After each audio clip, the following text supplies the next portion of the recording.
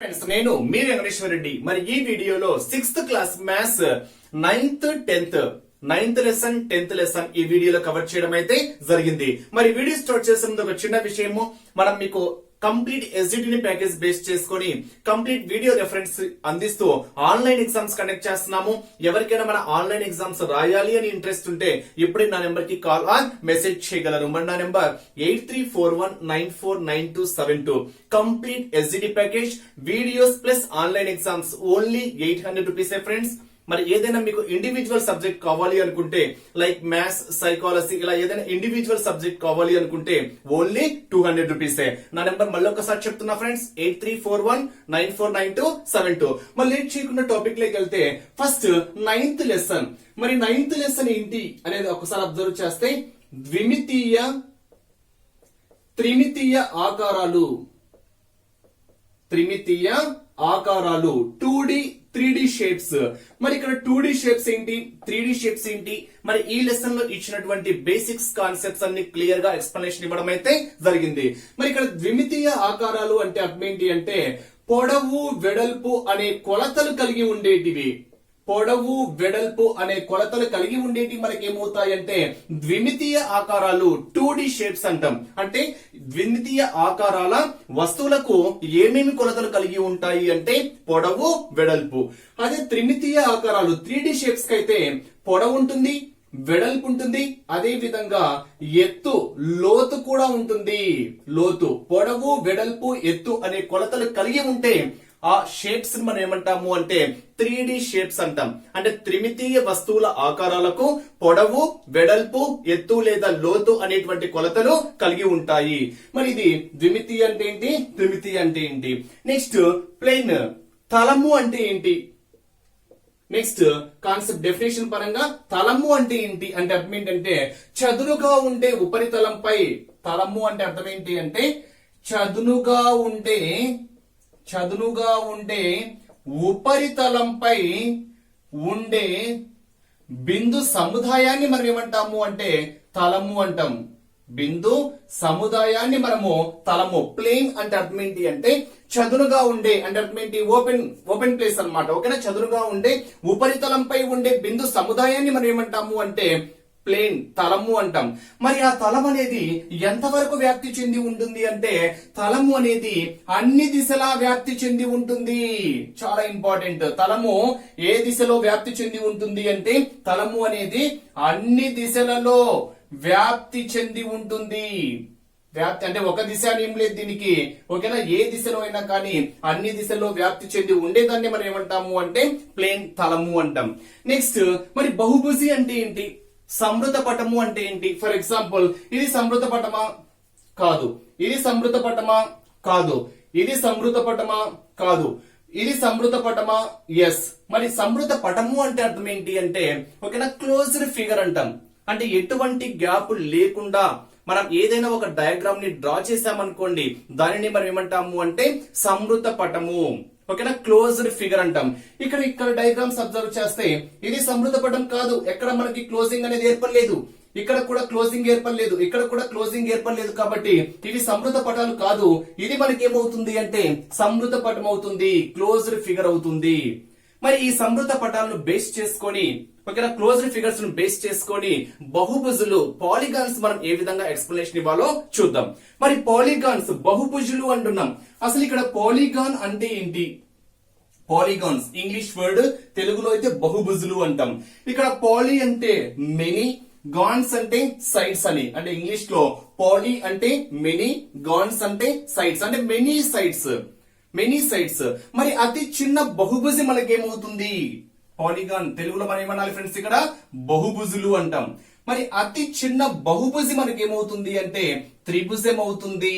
అతి చిన్న బహుభుజి ఏంటి అంటే త్రిభుజము. అంటే ఈ క్రింది వాటిలో అతి చిన్న బహుభుజి ఏంటి. ఆప్షన్ ఏ త్రిభుజము, ఆప్షన్ బి చతుర్భుజము, ఆప్షన్ సి పంచభుజి, ఆప్షన్ డి షడ్భుజి అని ఇచ్చాడు అనుకోండి మనకు ఆన్సర్ ఏమవుతుంది అంటే త్రిభుజం అవుతుంది. త్రిభుజంలో మనకు ఎన్ని కొలతలు అవసరము, 3 కొలతలు అవసరము. అంటే 3 కొలతల కన్నా తక్కువగా ఉంటే మనం ఒక సమృత పటాన్ని నిర్మించలేము, ఒక బహుభుజిని కూడా మనము నిర్మించలేము. అంటే ఏదైనా ఒక బహుభుజిని మనం నిర్మించాలి అంటే కనీసం ఎన్ని కొలతలు ఉండాలి అంటే 3 కొలతలు ఉండాలి. మరి 3 కొలతలుగా గల ఒక సమృద్ధ పటాన్ని మనం ఏమంటాము, 3 రేఖా ఖండాలచే ఏర్పరిచే ఒక సమృద్ధ పటాన్ని మనం ఏమంటాము అంటే త్రిభుజము అంటాం, ట్రయాంగిల్ అంటాం. మరి ఏదైనా ఒక ట్రయాంగిల్ తీసుకున్నాం అనుకోండి, ఆ ట్రయాంగిల్ లో 3 సైడ్స్ ఉంటాయి, 3 యాంగిల్స్ ఉంటాయి, 3 వర్టిసెస్ ఉంటాయి. ఫర్ ఎగ్జాంపుల్ ఒక ట్రయాంగిల్ తీసుకుంటున్నా, ఇక్కడ నేను ఏబిసి అనేది ఒక ట్రయాంగిల్ తీసుకుంటున్నా.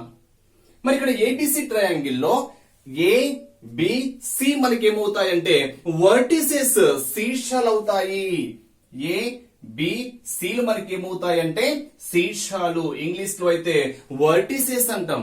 అదే A B B C C A, A B B C C A వీటిని మనం ఏమంటాము అంటే భుజాలు, సైడ్స్ అంటాం. అంటే ఏబి కామా బిసి కామా సిఏలు 3 భుజాలు గాగల త్రిభుజం ఏబిసి. అంటే త్రిభుజం ఏబిసి లో ఏబి అనేది ఒక భుజం అవుతుంది, బిసి అనేది మరొక భుజం అవుతుంది, సిఏ అనేది మరొక భుజం అవుతుంది. మరి త్రిభుజం ఏబిసి అంటున్నాం, దాన్ని ఎలా డిఫైన్ చేస్తాము, ఎలా రాస్తాము అంటే ఇలా రాస్తాం ఫ్రెండ్స్. ఓకేనా, ట్రయాంగులర్ ఏబిసి అంటాం. అంటే ఇది త్రిభుజాన్ని మనం సూచించడం కోసం ఉపయోగించేటువంటి సింబల్. త్రిభుజం ఏబిసి లో ఓకేనా ఏ బి సిలు మనకి ఏమవుతాయంటే శీర్షాలు అవుతాయి, ఏబి బిసి సిఏలు మనకి ఏమవుతాయంటే భుజాలు అవుతాయి.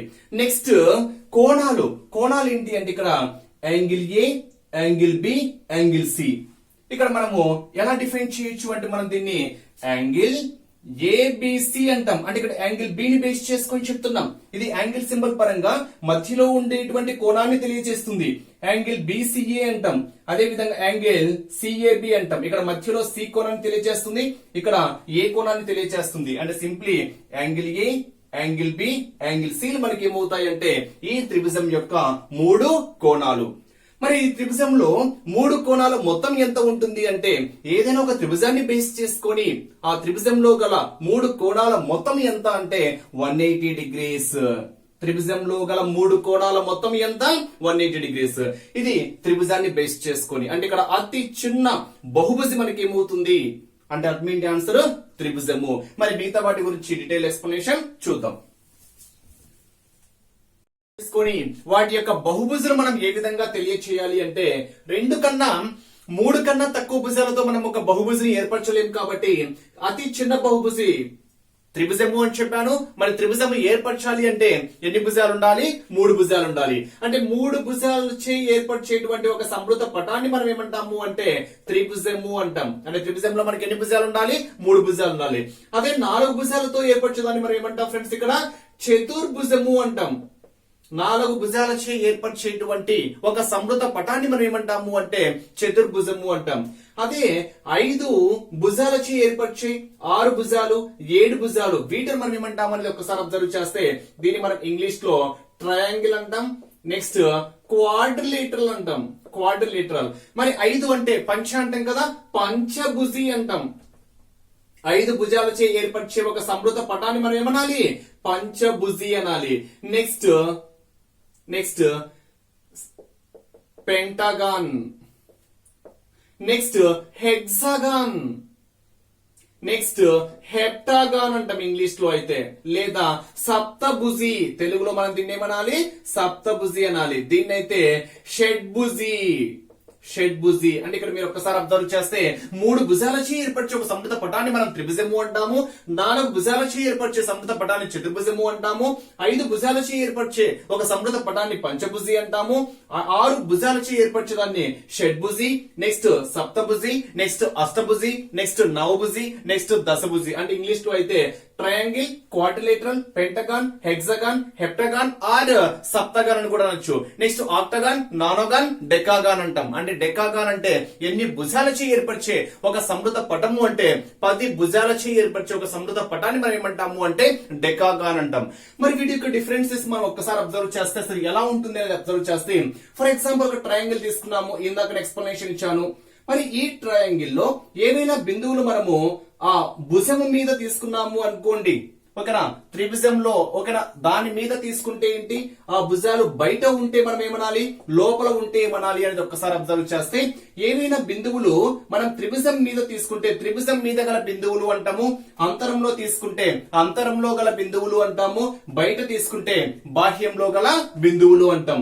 మరి ఏబిసి అనేది మనము ఒక త్రిభుజం అనుకుంటే ఏబి భుజానికి ఎదురుగా ఉండేటువంటి కోణం మనకి ఏమవుతుంది అంటే సి అవుతుంది.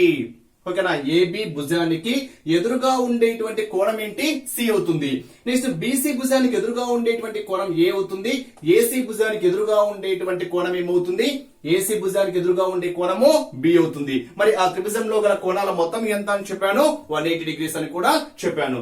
నెక్స్ట్ చతుర్భుజాన్ని బేస్ చేసుకొని చెప్పామనుకోండి ఏదైనా ఒక క్వాడ్రిలేటర్ ఇలా డ్రా చేస్తున్నా, ఇలా ఏదైనా ఒక క్వాడ్రిలేటర్ ఫర్ ఎగ్జాంపుల్ ఏబిసిడి అనేది నేను ఇక్కడ ఒక చతుర్భుజము అనుకుంటున్నా, అది ఏదైనా కావచ్చు.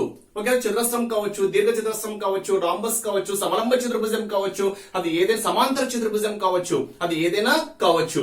అది ఇక్కడ ఏబిసిడి 4 సైడ్స్ 1 2 3 సైడ్ 4 అంటే 4 సైడ్స్ బేస్ చేసుకొని క్లోజ్డ్ ఫిగర్ కాబట్టి ఇది మనకి ఏమవుతుంది అంటే చతుర్భుజము, ఇంగ్లీష్ లో అయితే క్వాడ్రిలేటర్ అంటాం. మరి ఈ క్వాడ్రిలేటర్ లో ఏ బి సి డిలు మనకి ఏమవుతాయంటే వర్టిసెస్ శీర్షాలు అవుతాయి. ఏబి బిసి సిడి డిఏలు మనకి ఏమవుతాయంటే భుజాలు అవుతాయి. Angle A angle B angle C angle C డీలు మనకి ఏమవుతాయి యాంగిల్స్ అవుతాయి. అంటే 4 సైడ్స్ 4 వర్టిసెస్ 4 యాంగిల్స్. మరి త్రిభుజంలో గల 3 కోణాల మొత్తం ఎంత అంటే 180 డిగ్రీస్ అని చెప్పాను. అదే మనం క్వాడ్రిలేటర్ ను బేస్ చేసుకుని చెప్పామనుకోండి, చతుర్భుజం బేస్ చేసుకుని చెప్పామనుకోండి, మరి ఈ చతుర్భుజంలో గల కోణాల మొత్తం ఎంత అంటే 360 డిగ్రీస్. అంటే angle A plus angle B plus angle C plus angle D ఎంత ఉంటుంది అంటే 360 డిగ్రీస్ ఉంటుంది. మరి ఇక్కడ ఎగ్జామ్ పాయింట్ ఆఫ్ వ్యూ లో క్వశ్చన్ అడగడానికి ఛాన్స్ ఉంది. ఎలా అడగచ్చు అంటే యాంగిల్ ఏ కి ఆసన్న కోణం ఏంటి అని అడుగుతాడు. యాంగిల్ ఏ యొక్క ఆసన్న కోణం ఏంటి, లేదా యాంగిల్ ఏ కి ఎదుటి కోణం ఏంటి అని అడగచ్చు. సో యాంగిల్ ఏ తీసుకుంటే ఏ కి ఎదురుగా ఉన్నటువంటి కోణము సి అవుతుంది. యాంగిల్ ఏ కి ఎదురుగా ఉన్న కోణము ఏమవుతుంది అంటే యాంగిల్ సి అవుతుంది. అదే మిగతా కూడా అంతే, బికి ఎదురుగా ఉండేది డి అవుతుంది, సికి ఎదురుగా ఉండేది ఏ అవుతుంది, సో ఆన్. అదే యాంగిల్ ఏ యొక్క ఆసన్న కోణము, ఆసన్న అంటే ప్రక్క ప్రక్క అని, మరి ఆసన్న కోణం ఏమవుతుంది అంటే ఇక్కడ కోణం కాదు కోణాలు అని చెప్పుకోవచ్చు. మరి యాంగిల్ ఏ కి ఆసన్న కోణము యాంగిల్ డి యాంగిల్ బిలు అవుతాయి. యాంగిల్ ఏ కి యొక్క ఆసన్న కోణము యాంగిల్ డి, అదే విధంగా యాంగిల్ సి. ఈ ఏ కి పక్క పక్క ఈ సైడ్. అదే మనం డి తీసుకున్నాం అనుకోండి ఈ సైడ్. నెక్స్ట్ ఒకవేళ డి తీసుకున్నాం సి తీసుకున్నాం అనుకోండి ఈ సైడ్ అంటే సి యొక్క ఆసన కోణాలు ఏమవుతాయి యాంగిల్ బి యాంగిల్ డి అవుతాయి. అంటే ప్రతి కోణానికి 2 ఆసన కోణాలు ఉంటాయి. ఆ ప్రతి కోణానికి ఒక ఎదురు కోణం అనేది ఉంటుంది. నెక్స్ట్ ఇక్కడ ఏ బి సి డిలు మనము శీర్షాలు అని చెప్పాము. ఇక్కడ మనకు కోణాలు కూడా ఏర్పరచవచ్చు. అంటే త్రిభుజంలో మనం కోణాలు నిర్మించలేము. త్రిభుజంలో మనము కర్ణాలు డయాగ్నల్స్ అంటాం. త్రిభుజంలో మనము కర్ణాలు గీయలేము. అయితే చతుర్భుజంలో మనము కర్ణాలు గీయవచ్చు. మరి చతుర్భుజంలో గీయగల కర్ణాల సంఖ్య ఎంత అంటే 2. మరి ఏంటి అంటే ఏసీ అనేది ఒక కర్ణం అవుతుంది, అదే విధంగా బిడి అనేది మరో కర్ణము. అంటే ఇక్కడ ఏసీ మరియు బిడీలు మనకి ఏమవుతాయంటే కర్ణాలు. ఓకేనా డయాగ్నల్స్ అంటాం. నెక్స్ట్ 5 భుజాలు ఏర్పరిచేది పంచభుజి, ఇంకా సో ఆన్. ఓకేనా ఇవి మనం బహుభుజాలను బేస్ చేసుకొని ఎక్స్ప్లెనేషన్. నెక్స్ట్ సౌష్టవము సిమెట్రిక్ అంటే ఏంటి ఆల్రెడీ మీకు సపరేట్ టాపిక్ ఉంది. సో సపరేట్ టాపిక్ ఉంది కాబట్టి జస్ట్ వాట్ ఇస్ వాట్ చెప్పేసి టెక్స్ట్ బుక్ లో ఇచ్చాడు ఫ్రెండ్స్. ఇవన్నీ మళ్ళీ సౌష్టవం అంటే ఏంటి 2 సమభాగాలుగా విభజిస్తే దాన్ని మనం సిమెట్రిక్ అంటాం. ఓకేనా ఫర్ ఎగ్జాంపుల్ ఏ తీసుకున్నాం అనుకోండి, ఏ తీసుకుంటే ఇలా 2 సమభాగాలుగా విభజించవచ్చు. సో సమభాగాలుగా విభజించవచ్చు కాబట్టి ఏ కి symmetric lines number of symmetric lines in capital ఏ అంటే మనకి ఎన్ని అవుతాయి 1 అవుతాయి. ఇన్ కేస్ బి తీసుకున్నాం అనుకోండి, బి ని మనం సమభాగాలుగా డివైడ్ చేయొచ్చా, ఇలా డివైడ్ చేయొచ్చు. సో బి కి మనము గీయగల సౌష్టవ రేఖల సంఖ్య ఎంత అంటే 1 అని చెప్పొచ్చు. అదే మనము ఫర్ ఎగ్జాంపుల్ ఓ తీసుకున్నాం అనుకోండి, ఓకి అంటే కరెక్ట్ గా 2 సమభాగాలుగా విభజించాలి 1 2 ఇలా మనము ఎన్ని సౌష్టవ రేఖలైనా గీయవచ్చు. అందుకే మనము ఓకి గీయగల సౌష్టవ రేఖల సంఖ్య ఎంత అంటామంటే అనంతము అంటాం. ఫర్ ఎగ్జాంపుల్ ఎఫ్ తీసుకున్నాం అనుకోండి, ఎఫ్ ను 2 సమభాగాలుగా మనం డివైడ్ చేయొచ్చా, పాసిబిలిటీ లేదు. అంటే ఎఫ్ కి గల సౌష్ఠవాక్షముల సంఖ్య, సౌష్ఠవ రేఖల సంఖ్య ఎంత అంటే 0 అంటాం. అంటే సౌష్ఠవము అంటే రెండు సమభాగాలుగా విభజించడము అని చెప్తే కొన్ని డయాగ్రామ్స్ మనం ఒక్కసారి అబ్జర్వ్ చేస్తే, ఫస్ట్ దీర్ఘ చతురస్రము, చతురస్రము, వృత్తము, అదే విధంగా సమబాహు త్రిభుజము. మరి సమబాహు త్రిభుజానికి మామూలు త్రిభుజానికి ఒకసారి మీకు డిఫరెన్స్ తెలుసు, ఓకేనా? అన్ని భుజాలు వేరు వేరుగా ఉంటే విషమబాహు త్రిభుజము అంటాము. ఆ త్రిభుజంలో గల భుజాలన్నీ సమానంగా ఉంటే సమబాహు త్రిభుజము అంటాం. ఇది సమబాహు త్రిభుజాన్ని బేస్ చేసుకొని చెప్పాను. మరి సిమెట్రిక్ లైన్స్ ఒక్కసారి అబ్జర్వ్ చేస్తే సౌష్ఠవ రేఖలు, మరి దీర్ఘ చతురస్రానికి గీయగల సౌష్ఠవాక్షముల సంఖ్య చాలా ఇంపార్టెంట్, బిట్ అడగడానికి ఛాన్స్ ఉంటుంది, ఓకేనా? దీర్ఘ చతురస్రానికి మనం గీయగల సౌష్ఠవాక్షముల సంఖ్య, సౌష్ఠవ రేఖల సంఖ్య ఎంత అంటే 2. Number of symmetric lines in rectangular ఎంత అంటే 2. అదే చతురస్రానికి గీయగల సౌష్ఠవాక్షముల సంఖ్య, ఓకేనా? చతురస్రానికి మనము ఎన్ని సౌష్ఠవ రేఖలు గీయగలము అంటే 4 సౌష్ఠవ రేఖలు గీయగలము. అది సర్కిల్ కి అయితే ఇప్పుడే చెప్పాను కదా, సర్కిల్ కి గీయగల సౌష్ఠవాక్షముల సంఖ్య ఎంత అంటే అనంతము. వృత్తానికి గీయగల సౌష్ఠవాక్షముల సంఖ్య ఎంత అంటే అనంతము. అది నెక్స్ట్ విషమబాహు త్రిభుజానికి అయితేనేమో 0. అదే సమబాహు త్రిభుజానికి అయితే మనం ఎన్ని సౌష్ఠవాక్షముల సంఖ్య, ఎన్ని సౌష్ఠవ రేఖలు గీయగలము అంటే 3. అంటే ఇక్కడ రెండు భాగాలుగా విభజించినప్పుడు ఆ రెండు మనము ఇలా ఏకీభవించినప్పుడు రెండు ఎలా ఉండాలి? సమానంగా ఉండాలి. దాన్నే మనం సౌష్ఠవము అంటాం. అంటే ఇక్కడ మీరు అబ్జర్వ్ చేస్తే దీర్ఘ చతురస్రానికి గీయగల సౌష్ఠవాక్షముల సంఖ్య 2, చతురస్రానికి గీయగల సౌష్ఠవాక్షముల సంఖ్య 4, వృత్తానికి గీయగల సౌష్ఠవాక్షముల సంఖ్య అనంతము, సమబాహు త్రిభుజానికి గీయగల సౌష్ఠవాక్షముల సంఖ్య 3, విషమబాహు త్రిభుజానికి అయితే 0. మరి వీటి యొక్క డీటెయిల్ ఎక్స్ప్లెనేషన్ మీకు సౌష్ఠవము అనే టాపిక్ లో క్లియర్ గా వచ్చాయి. మరి టెక్స్ట్ బుక్ లో ఇచ్చాడు కాబట్టి మళ్ళొక్కసారి మీకు రికలెక్ట్ అయితే చేశాను. నెక్స్ట్ సర్కిల్ గురించి క్లియర్ గా ఇచ్చాడు ఫ్రెండ్స్. ఇది సర్కిల్, ఓకేనా? మరి ఇది వృత్తం అనుకుంటే ఈ వృత్తంలో మనము ఒక కేంద్రాన్ని, దీన్ని వృత్త కేంద్రము అంటాం. ఒక వృత్తంలో గీయగల వృత్త కేంద్రాలు ఎన్ని వృత్త కేంద్రాలు గీయగలమంటే ఒక వృత్తానికి 1 ఉంటుంది ఫ్రెండ్స్. ఇది మనము సర్కిల్ అనుకుంటే ఈ సర్కిల్ లో దీన్ని మనం ఏమంటాము అంటే సెంటర్ ఆఫ్ ఈ సర్కిల్, వృత్త కేంద్రము అంటాం. అంటే ఏదైనా ఒక వృత్తం తీసుకున్నప్పుడు ఆ వృత్తంలో గల వృత్త కేంద్రాలు ఎన్ని అంటే 1. మరి ఈ వృత్త కేంద్రాల నుంచి మనము ఆ వృత్తాన్ని టచ్ చేయదండి ఇలా డ్రా చేసామనుకోండి, ఇది మనకి ఏమవుతుంది అంటే రేడియస్ అవుతుంది. అంటే ఇక్కడ వృత్తంలో ఎన్ని వ్యాసార్థాలు గీయగలము అంటే అనంతము. ఎన్ని వ్యాసార్థాలైనా గీయవచ్చు. ఆ వ్యాసార్థాలన్నీ ఎలా ఉంటాయంటే సమానంగా ఉంటాయి. అంటే ఇది రేడియస్ r అనుకుంటే మిగతావి కూడా మనకు ఏమవుతాయి? r అవుతాయి.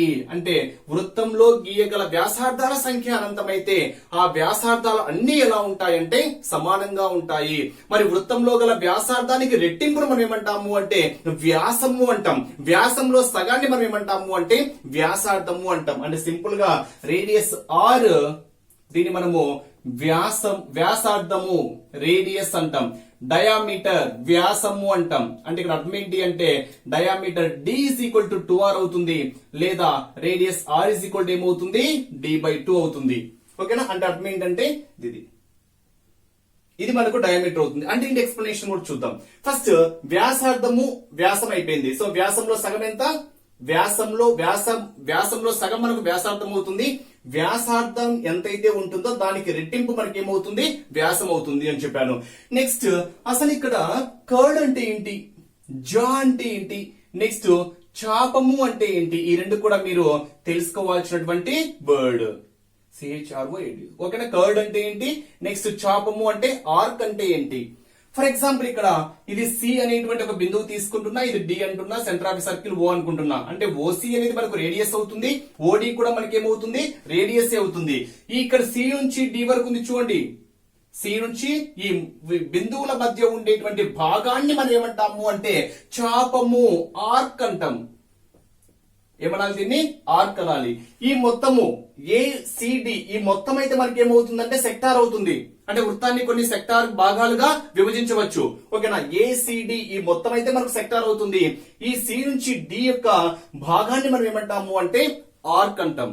మరి జా కర్డ్ అంటే అర్థం ఏంటి అంటే ఈ వృత్తంలో ఏవైనా రెండు బిందువులు తీసుకున్నా, ఫర్ ఎగ్జాంపుల్ ఇక్కడ ఏ అని ఒక బిందువు తీసుకున్నా, ఇక్కడ బి అనేటువంటి మరొక బిందువు తీసుకున్నాను అనుకోండి, ఈ రెండు బిందువులను కలుపుతూ ఏర్పరిచేటువంటి రేఖాఖండాన్ని ఈ రెండు కలిపాను అనుకోండి, ఇప్పుడు ఏబి మనకి ఏమవుతుంది అంటే ఒక జా అవుతుంది. ఇక్కడ ఏబినే కాదు, ఫర్ ఎగ్జాంపుల్ ఇక్కడ ఎక్స్ తీసుకుంటున్నా, ఇక్కడ వై తీసుకుంటున్నా, ఇక్కడ ఎక్స్ వై కూడా మనకి ఏమవుతుంది జా కర్డే అవుతుంది. అయితే ఇక్కడ మీరు గుర్తుపెట్టుకోవాల్సినటువంటి ఒక ఇంపార్టెంట్ బిట్ ఏంటి అంటే వృత్త కేంద్రం గుండా వృత్త కేంద్రాన్ని ఆధారంగా చేసుకొని ఒక జాట్ డ్రా చేసామనుకోండి, దాన్ని మనం ఏమంటాము అంటే వ్యాసము అంటాం.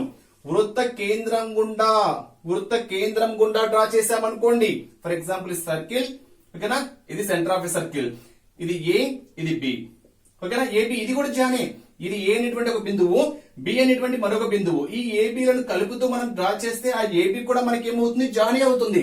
బట్ వృత్త కేంద్రం ఆధారంగా వృత్త కేంద్రం గుండా పోయింది అనుకోండి, అప్పుడు ఏబి మనకి ఏమవుతుంది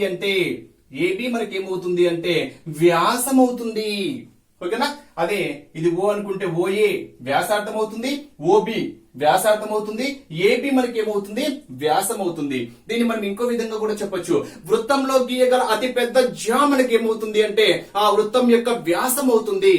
వృత్తంలో గీయగల అతి పెద్ద జా అంటే ఇంతకన్నా పెద్ద జా డ్రా చేయలేము, ఆ అతి పెద్ద జానే మనకి ఏమవుతుంది అంటే ఆ వృత్తం యొక్క వ్యాసం అవుతుంది. ఇవి మీరు మెయిన్ గా గుర్తుపెట్టుకోవాల్సినటువంటి కొన్ని ముఖ్యమైనటువంటి పాయింట్స్ టెక్స్ట్ బుక్ లో ఇచ్చినవి. మరి వృత్తం యొక్క పరిధి ఫార్ములా 2πr, వృత్తం యొక్క వైశాల్యము ఫార్ములా, వృత్త పరిధి ఫార్ములా ఏంటి 2πr, వృత్త పరిధి, ఓకేనా, సర్కంఫరెన్స్ ఆఫ్ ఏ సర్కిల్ అంటాం. ఏరియా ఆఫ్ ఏ సర్కిల్ వృత్త వైశాల్యము ఫార్ములా ఏంటి πr² అంటాం. అదే area of a sector π/360 into 2πr, ఓకేనా. అక్కడ మనము థీటా అంటే ఏంటంటే యాంగిల్ బేస్ చేసుకొని చెప్తున్నాం. సో మెయిన్ గా ఈ ఫార్ములాస్ గుర్తుపెట్టుకోండి, వృత్త పరిధి, వృత్త వైశాల్యము. సెక్టార్ ఫార్ములా θ/360 ఇంటూ 2πr కాదు friends, area of a sector formula ఏంటి అంటే θ/360 into πr². Area of a sector formula ఏంటి θ/360 ఇంటూ πr². ఇక్కడ r అంటే ఏంటంటే రేడియస్ అని, θ అంటే ఇక్కడ ఏర్పడినటువంటి కోణము, θ/360 ఇంటూ πr².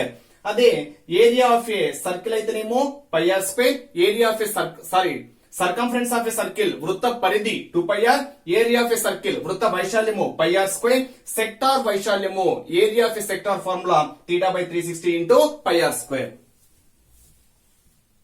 అబ్జర్వ్ చేస్తే అసలు ముఖాలు, అంచులు, శీర్షాలు ఆయిలర్ సూత్రం ఏంటి, ఓకేనా, ఫార్ములా ఆయిలర్ ఫార్ములా ఒకసారి అబ్జర్వ్ చేస్తే అడగడానికి ఛాన్స్ ఉంది ఫ్రెండ్స్. ఈ కింది వానిలో ఆయిలర్ సూత్రాన్ని గుర్తించండి. సో ఫార్ములా F+V = E+2 లేదా E+2 = F+V. ఇక్కడ F అంటే ఫేసెస్, V అంటే వర్టిసెస్, E అంటే ఎడ్జెస్.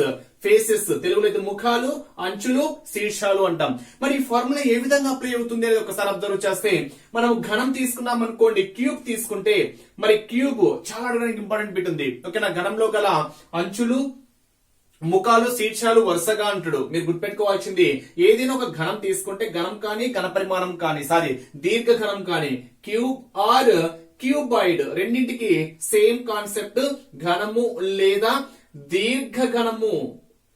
దీర్ఘ ఘనం అయితేనేమో దీర్ఘ చతురస్రాకారంలో ఉంటుంది, ఘనమైతేనేమో చతురస్రాకారంలో ఉంటుంది. వాటి యొక్క డయాగ్రామ్స్ కూడా ఇప్పుడు ఎక్స్ప్లెనేషన్ ఇస్తాం.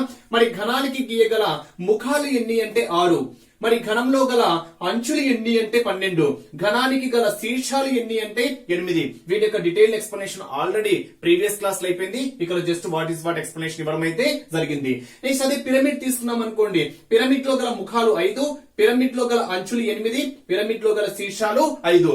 మరి దీనికి ఆయిలర్ సిద్ధాంతం ఏ విధంగా అప్లై అవుతుంది అంటే F+V 6 + 8 ఎంత, 6 + 8 14 is equal to E+2. E అంటే ఇక్కడ ఎంత అడ్జస్ట్ అండి 12, 12 + 2 ఎంత 14. అండ్ ఇక్కడ F+V ఏమవుతుంది అంటే E+2 అనే కండిషన్ సాటిస్ఫై అవుతుంది. కాబట్టి సాటిస్ఫై అయితే ఈ ఫార్ములాను మనం ఏమంటాము అంటే ఆయిలర్ ఫార్ములా అంటాం. నెక్స్ట్ ఆకారాలు అబ్జర్వ్ చేస్తే ఇటుక ఏ ఆకారంలో ఉంటుంది అంటే దీర్ఘ ఘనము క్యూబాయిడ్ షేప్ లో ఉంటుంది. అదే రోడ్డు రోలర్ ఏ ఆకారంలో ఉంటుంది అంటే స్తూపం ఆకారం, సిలిండర్ ఆకారంలో ఉంటుంది. ఫుట్బాల్ స్పియర్ గోళాకారంలో ఉంటుంది. జోకర్ టోపీ కోన్ శంకు ఆకారంలో ఉంటుంది.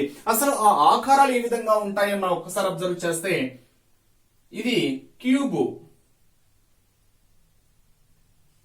అంటే చతురస్రాకారంలో డ్రా చేయాలి. దీంట్లో మనము ఆల్రెడీ మీకు ప్రీవియస్ వీడియోస్ లో చెప్పాను, వేటిని ఎడ్జెస్ అంటారు, వేటిని ఫేసెస్ అంటారు, వేటిని వర్టిసెస్ అంటారు. క్లియర్ ఎక్స్ప్లెనేషన్ ఇవ్వడం అయితే జరిగింది. ఈ షేప్ ఏంటి అంటే ఫ్రెండ్స్ ఇక్కడ ఘనము క్యూబ్ అంటాం దీన్ని.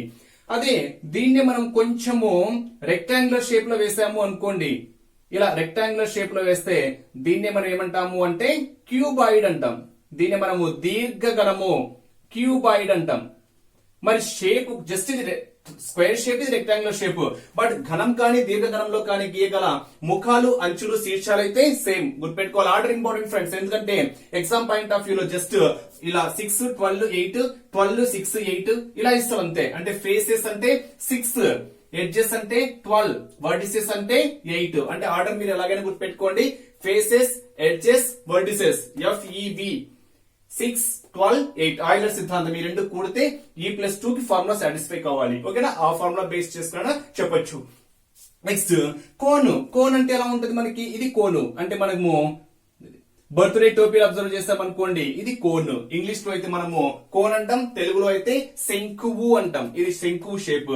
Next sphere. స్పియర్ అంటే మనకు తెలిసిందే బంతి. ఓకేనా, అంటే మనకి ఇలా సర్క్యులర్ షేప్ లో ఉంటుంది. అంటే లడ్డు గాని, బంతి గాని, గోళీలు గాని ఇవన్నీ మనకి ఏ ఆకారము అంటే స్పియర్ ఆకారంలో ఉంటాయి. స్పియర్ తెలుగులో అయితే మనము గోళము అంటాం. దీన్ని ఏమనాలి, గోళము అనాలి.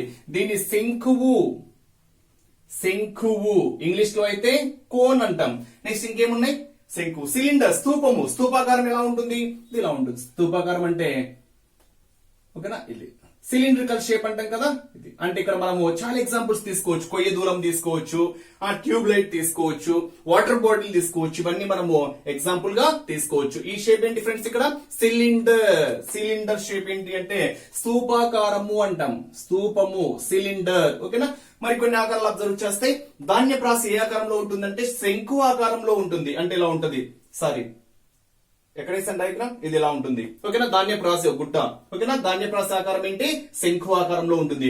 పాచిక ఆకారము ఘనము.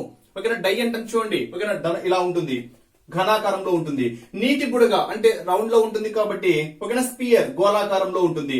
కొవ్వొత్తి ఆకారము, కొవ్వొత్తి ఆకారంలో ఉంటుంది కాబట్టి స్తూపము. నెక్స్ట్ బంతి అంటే సర్కిల్ షేప్ కదా, గోళాకారంలో ఉంటుంది. కొయ్య దూలము ఈ ఆకారంలో ఉంటుంది. ఓకేనా, అంటే కొయ్య దూరము స్తూపము ఈ ఆకారంలో ఉంటుంది, కొయ్య దూరం ఆకారము.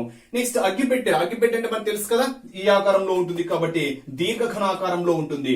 నెక్స్ట్ ట్యూబ్ లైట్ ఏ ఆకారంలో ఉంటుంది ఫ్రెండ్స్, ఇక్కడ ట్యూబ్ లైట్ అబ్జర్వ్ చేస్తే ఈ ఆకారంలో ఉంటుంది. అంటే ఇక్కడ స్తూపము సిలిండ్రికల్ షేప్ లో ఉంటుంది. ఇవి కొన్ని ఎగ్జాంపుల్స్ పరంగా చెప్పుకుంటే.